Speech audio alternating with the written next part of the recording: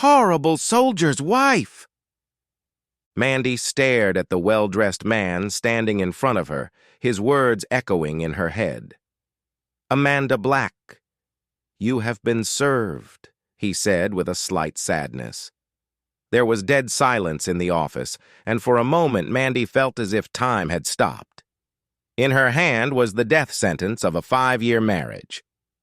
With a quiet sob, she collapsed into her chair, clutching the papers.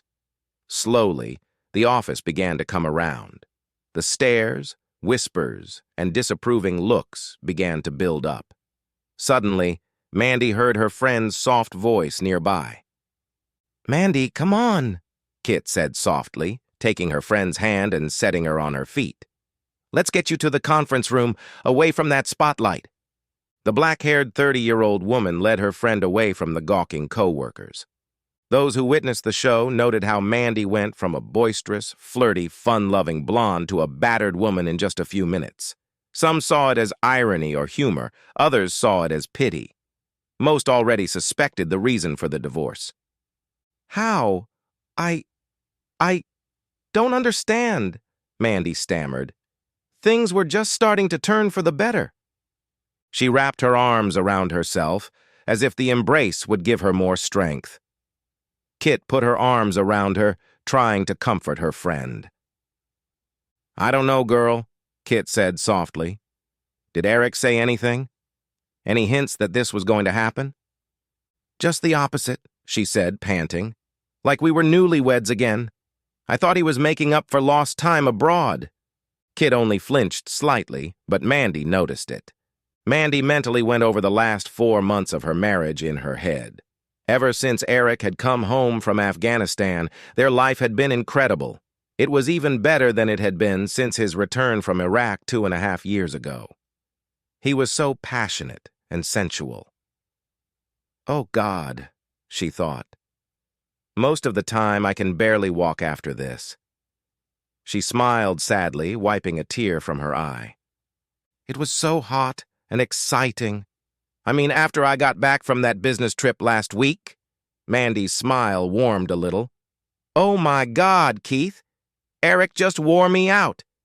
We did it so often that I finally begged him to stop." Mandy's smile disappeared as she looked at her friend's questioning face. "No, nothing happened when I was on that trip. I told you it was over," she objected. Kit nodded but didn't smile. "When was the last time Eric just hugged you or just kissed and touched you? Honey, when was the last time he made love to you tenderly?" She sat in a daze, looking questioningly at Kit. "What?" With a determined sigh, Kit looked at her friend before continuing. "Mandy," she asked bluntly, "did he make love to you?" Mandy covered her face with her hands and sobbed deeply. But why? Why did he do it? She wondered, then suddenly froze. No, he couldn't know, could he? Slowly raising her head, she was horrified. "Oh, God, Kit," she whispered. "He knows. Oh, God, please no. Please no." Tears filled Kit's eyes as she hugged her crying friend. She knew Eric pretty well, and if he really did know, it was horrible. Eric nodded, listening on his cell phone.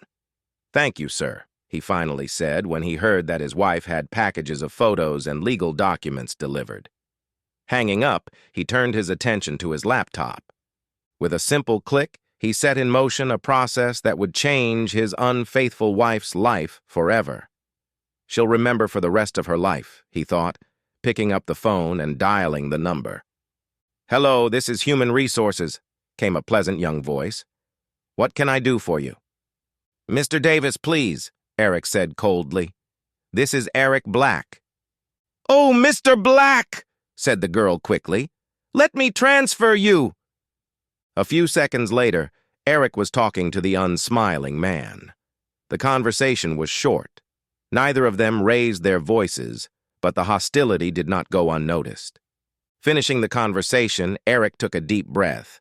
Glancing at his phone, he saw that his wife had called him 5 times already. Not yet, he thought, trying to calm himself down. Not yet.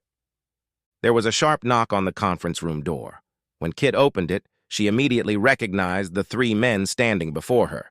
The first was a well-dressed older man named Simon Samuels, the vice president and head of their branch. Behind him stood an imposing John Davis, the head of human resources. Kit couldn't help but notice that Mr. Davis's face was bright red, and she could have sworn she could see the heat emanating from his face. Behind them stood Anna Prescott, the office manager and Mandy and Kit's boss. "Miss Garnett, we need to speak to Miss Black," Mr. Samuels said grimly. "Thank you for your help, but please return to your desk." All three went into the room and Kit went out, carefully covering the door behind her. "Miss Black, we have a problem," Samuels began. Mandy walked quickly out into the parking lot, trying not to trip. She held tightly the heavy paper envelope Mr. Davis had given her. Inside were pictures, gruesome pictures of her and Sean Thompson, the business manager from the 3rd floor. Mr. Davis briefly recounted his conversation with Eric. Eric threatened to publicize the fact that the company had failed to follow the code of conduct. He told Mr. Davis that he would discuss this with his soon-to-be ex-wife at home before deciding whether to take any legal action. Mr. Davis informed her that they would meet with Sean next time, but that she should go home and talk to her husband before this gets out of hand. He also informed her that they would all sit down with her and discuss her future at the company tomorrow after she met with her husband. Mandy had a hard time finding her car because she was still crying hard. The bright sunlight reflected off the cars, making them a little harder to identify. Her car wasn't that hard to find, though. The big black Hyundai Santa Fe wasn't so easy to hide. Mandy climbed into it, remembering the arguments that had led to Eric finally agreeing to rent a car for her. He'd relented just before he left for Afghanistan. She wiped her eyes, put on her dark glasses, and headed home. A man in an old Chevy sedan parked nearby pressed a button on his phone. "Thanks, Bob," Eric said calmly. No, that's it. Please tell Ron that you guys did a great job and deserve the award. Thanks again. Goodbye." Looking at his laptop, Eric sighed again. One more call, he thought. One more, and there would be no turning back. But why would he even want to go back? All that was left was an unfaithful wife who'd ripped his heart out and a broken marriage he could never put back together again. Eric shook his head and pulled out his cell phone. He quickly dialed the number and waited. First call, second ring, third ring, a soft click, and then silence. Eric sat emotionless, staring at the video stream on his laptop. Finally, after a few minutes, a tear rolled down his cheek. Mandy pulled the big SUV onto the highway and groaned. She hoped she could avoid rush-hour traffic. She pounded her fist on the steering wheel. At this speed, she knew her usual 30-minute drive would take over an hour. She thought about her marriage, how unlikely it was that she'd be able to salvage any of it. Eric had found out about her affair. Before Iraq, he might have forgiven her, but not now. The pictures had been taken while he was in Afghanistan. She sobbed, realizing what he must be thinking. Although the odds were slim, she had to try to save the marriage simply because she loved him. Funny way of showing it, isn't it? She reproached herself. Cheated on him more than once, but both times he'd gone abroad to serve his country. She shook her head quickly, as if trying to push away the guilt and shame, but the tears flowed again. Trust was not something that came easily to Eric. His childhood had been rough. His father ran away from him and his mother when he was young, and his mother was an alcoholic. In the 5 years they'd been married, Mandy had only seen his mother twice. Once at their wedding, and once when their son was born. It had taken him years to trust Mandy. When they met in college, she knew he was a soldier. She thought she had accepted it. He had already served 2 years and was on his way to getting an engineering degree. They had dated a year before Eric proposed to her. She could still hear her father's reaction. "No, Mandy, this has nothing to do with Eric," her father said. "I think he'll make a great husband. It's more about you. I don't think you'd make a good military wife. Don't get mad, honey, but it's damn hard to be a good husband or wife when your spouse is gone for a year. Mike Lomax, Mandy's father, had been in the Navy for 4 years when Mandy was a little girl. She could still remember the fights her parents had gotten into during that time. She'd always known that she and her mom had had a rough time, and that he didn't want that for his little girl. "You were right, Daddy," Mandy snorted and shook her head. "You were so right. I made a terrible soldier's wife." They bought a very nice starter home, and Eric got a good engineering job. Life seemed so promising, and then Uncle Sam called. When Eric found out about his assignment, she scolded him mercilessly for leaving her. To top it off, when Eric left for Iraq, she was already 4 months pregnant. Mandy wiped her eyes as she made her way through the flow of traffic. She remembered the loneliness she felt as she continued on without Eric. Sure, her mom and dad had done everything they could to help, but the sleepless nights alone ate away at her. She needed Eric to hold her all this time, to hear his voice whispering that everything was going to be okay, but he wasn't there for her. She realized she was being selfish, but that didn't make the nights any less cold and lonely. Her mother had moved out in the last month before the baby was born, and that had helped a little. Mandy and her mom, Lisa, had a very close relationship in most areas. Their personalities were so close that it seemed like they were more like best friends than mother and daughter. But there were some things her mom just didn't want to talk about. The details of her marriage while her husband was in the Navy was one of them. When Mandy tried to turn the conversation to that topic, her mother always got very upset. Eric came home the day after Randy was born. For a moment, Mandy thought they had become a real family, but it didn't last long. He left after only 10 days, and she was alone again. Her mother saw some of the signs and begged her not to give in to them. She kept going on and on about the damage that one mistake could do to the lives of so many people. Of course, she wouldn't go into detail, but Mandy suspected that her father might have been having an affair. They had always been pleasant and polite to each other, even friendly, but never passionate. It was more like they were friends living in the same house. Mandy remembered how she had struggled with depression and loneliness in the months after giving birth. Going back to work helped at first. Then she was assigned to a project with Sean Thompson.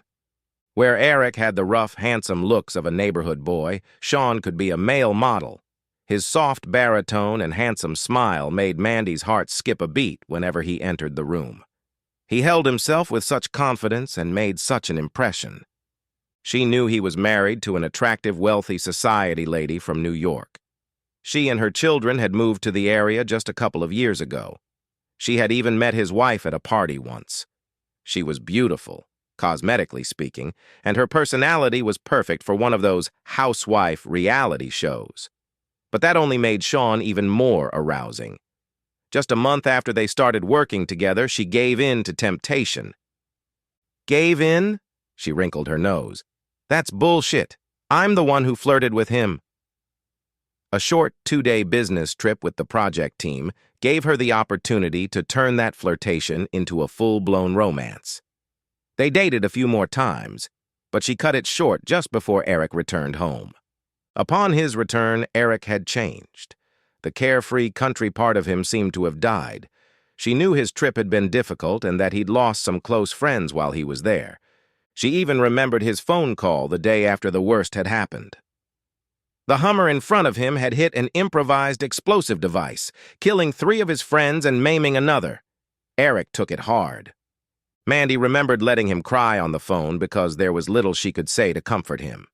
She'd even choked up telling him how much she loved and missed him, mostly because she really meant it, but partly because of her shame at having been with Sean just 5 days ago. For the first few months after his return, she'd just held Eric in her arms, trying to get him back to his old self. She had no doubt that she loved him, and her affair with Sean was just a season of weakness. Then, when everything seemed to be going so well again, the orders came for his deployment to Afghanistan. She was crushed. It was no surprise that 2 months after his departure, she found herself back in Sean's arms.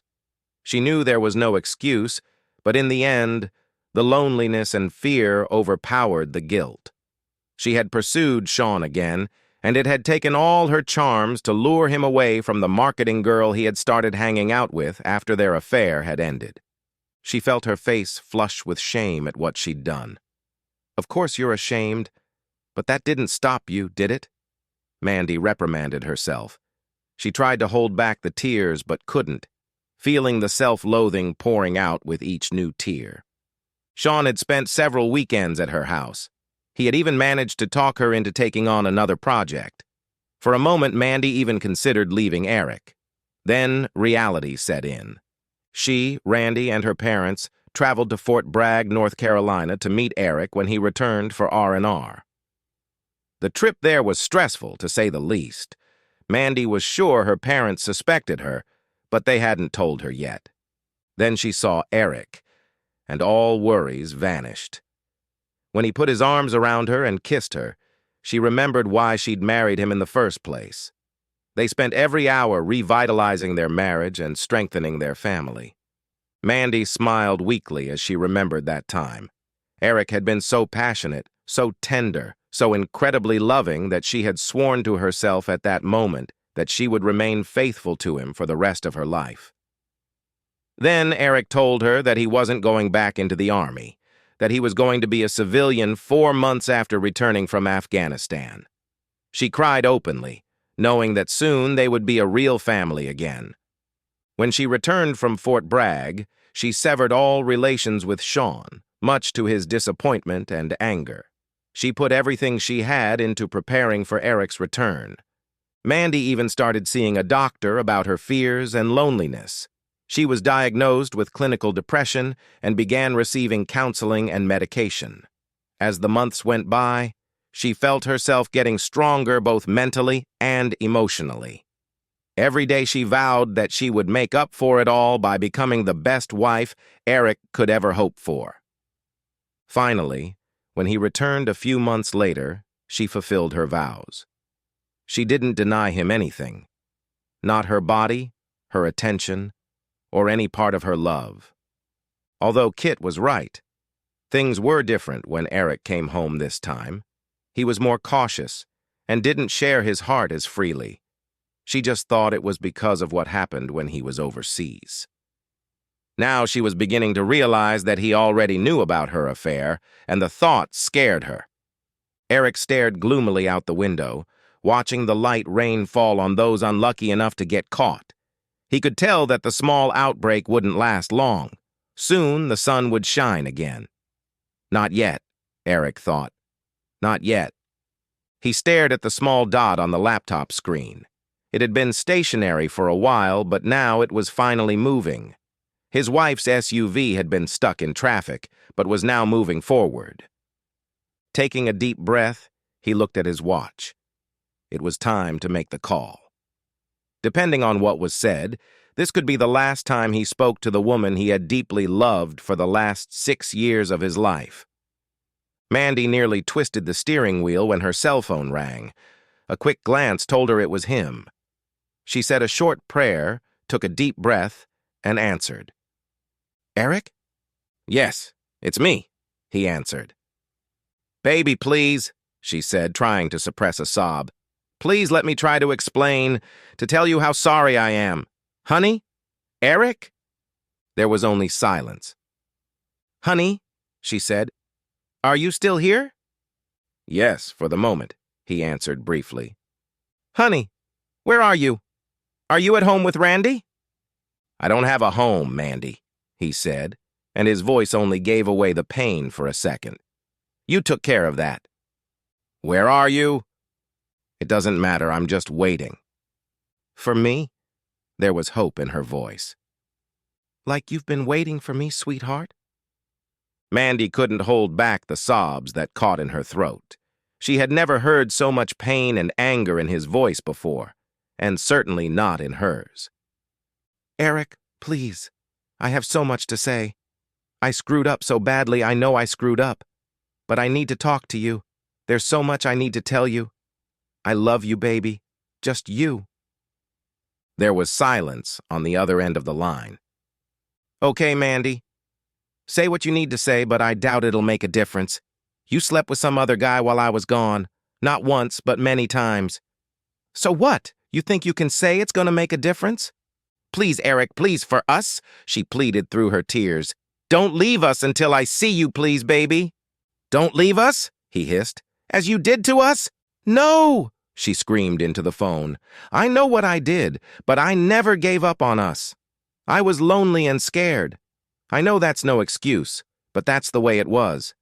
But I love you and I believe in us, honey. I really want to put things back together. Are you serious? He asked in surprise. Eric hesitated, wondering if she really believed what she was saying. You mean you didn't leave us when you slept with your lover? What about the way you screamed his name when he hit you over and over again? Tell me how could you even think that didn't mean leaving us? All she could do was cry as she made her way through the stream of traffic, trying to get to him as fast as she could. If only she could face him, then he would see the remorse she felt, and then maybe there would be some hope. He continued bitterly. I finally got proof that my cheating wife cheated on me while I was in Afghanistan. I guess we were both lucky.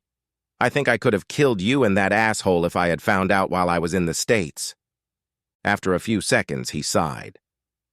Amanda, this will be our last conversation. If we get disconnected or one of us is put on standby, there won't be another conversation. Eric, please, she pleaded. We can go to a counselor. We can handle this, baby, we really can. Look, there are a few things you need to know before you go home. First of all, I cleaned out all our accounts and maxed out all our credit cards. I think you've been cheating on me for the last 3 years, so I'm returning the favor. He ignored her sigh. You can keep the house, because I'm pretty sure I can still smell someone else's odor in our bed. I packed everything I wanted.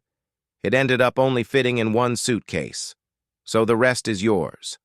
You can keep your SUV, though I don't know how you'll pay for it, as I suspect you'll be laid off tomorrow. I have sent these pictures to all of your coworkers, family, all of our friends, and even our church.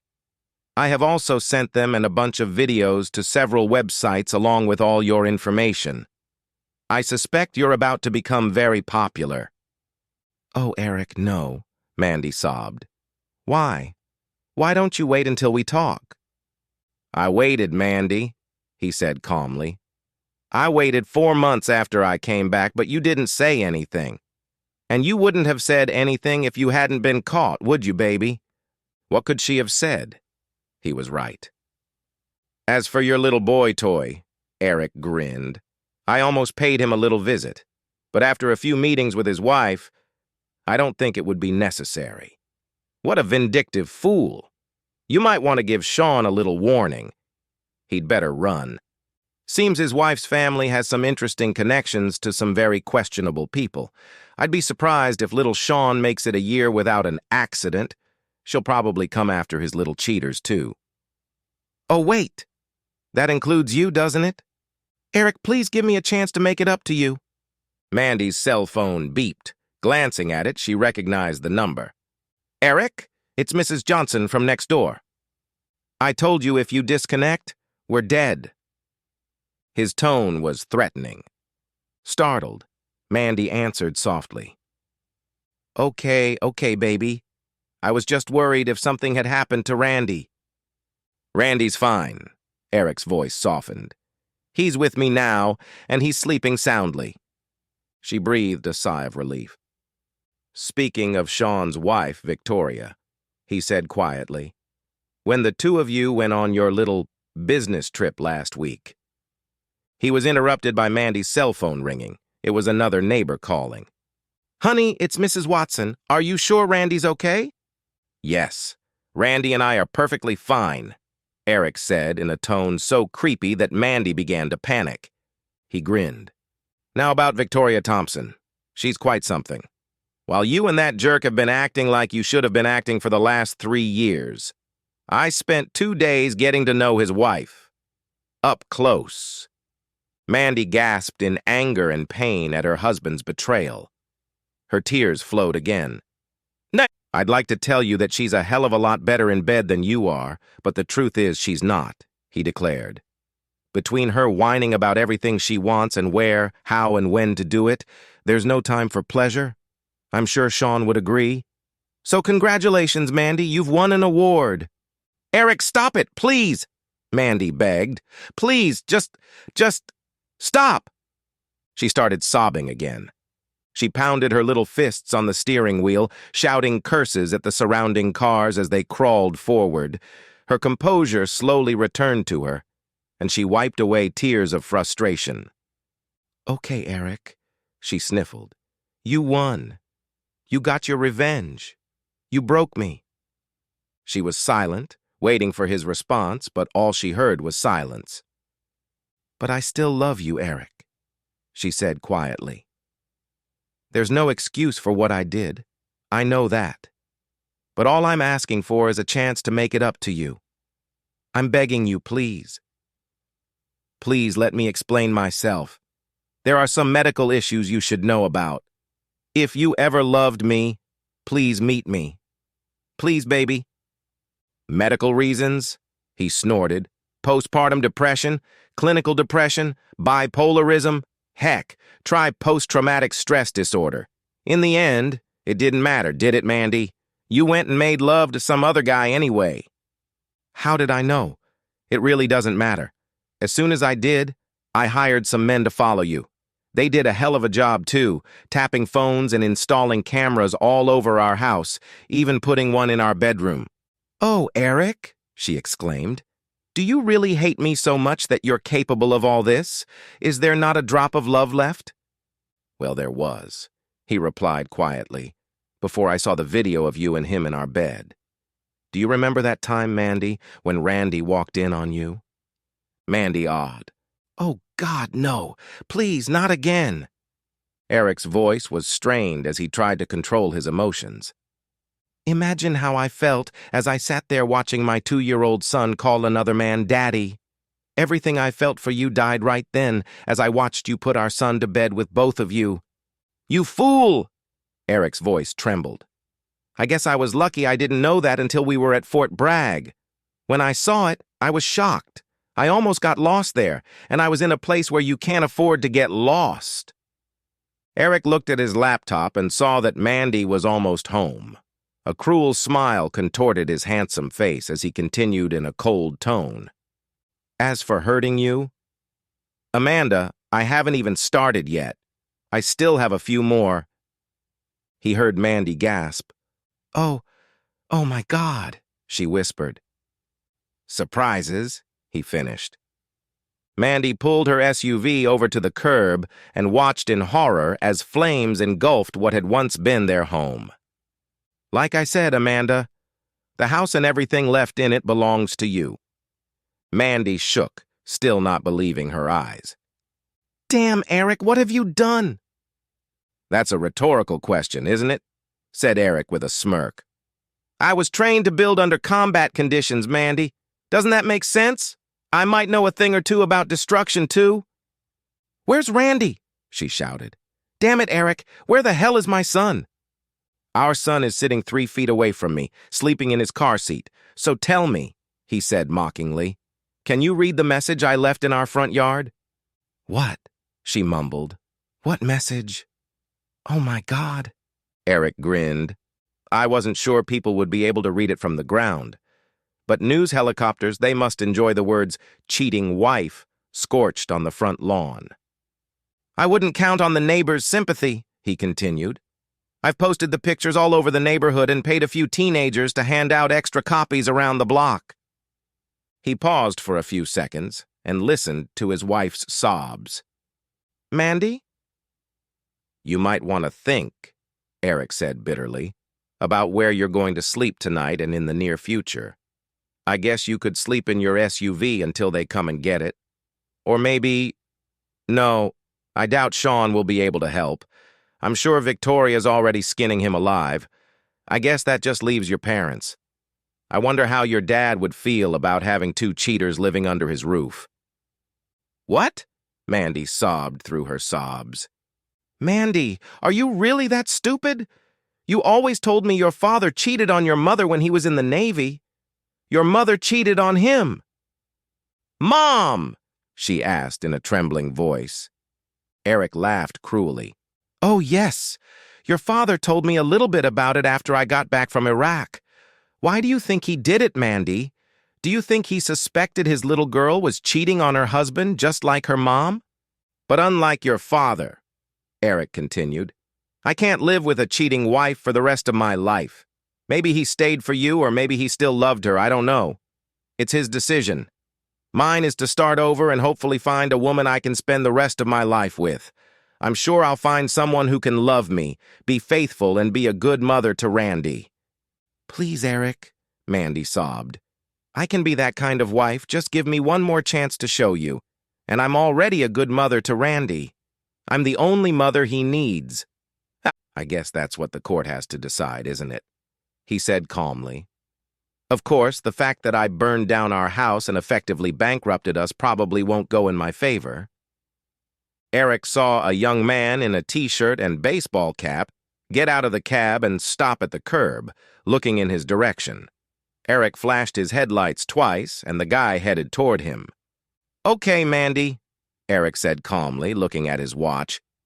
There are a few things you still need to know, and there's not much time left, so listen very carefully.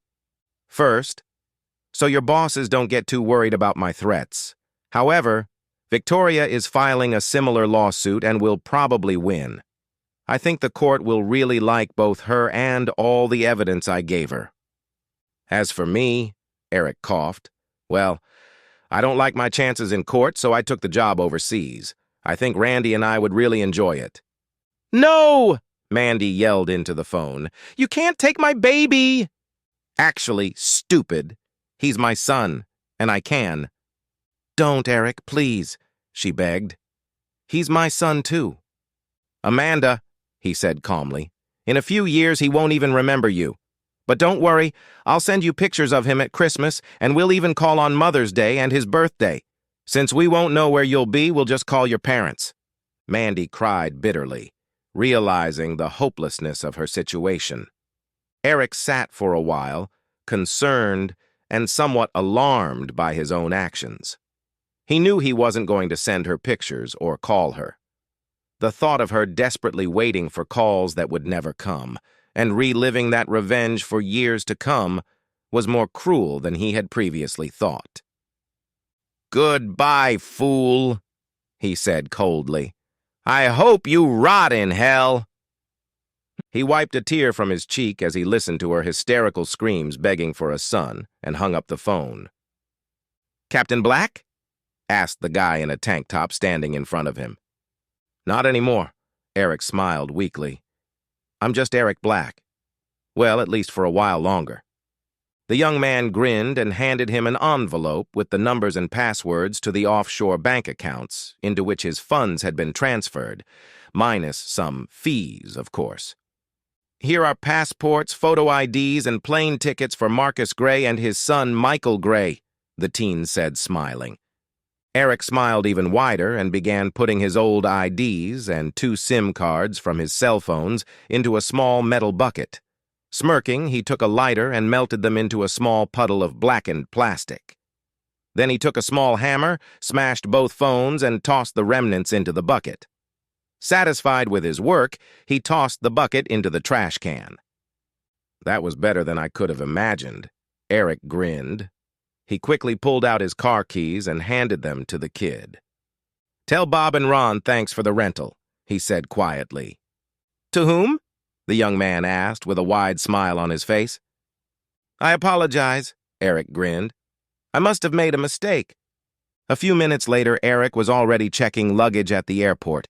He couldn't hold back a smile as he thought about what was in store for him and his son in the next few weeks. His contract didn't start until next month, so they were going to spend a couple weeks on a secluded beach with a pretty lieutenant he'd met in Afghanistan. They'd only been friends then, but now that he'd gotten proof of his wife's cheating, Eric couldn't wait to find out if there was more to it. Mr. Gray? The man at the front desk said politely. Have a wonderful flight, you and your son. Marcus Gray and his son walked through the lobby and started their new life. The end.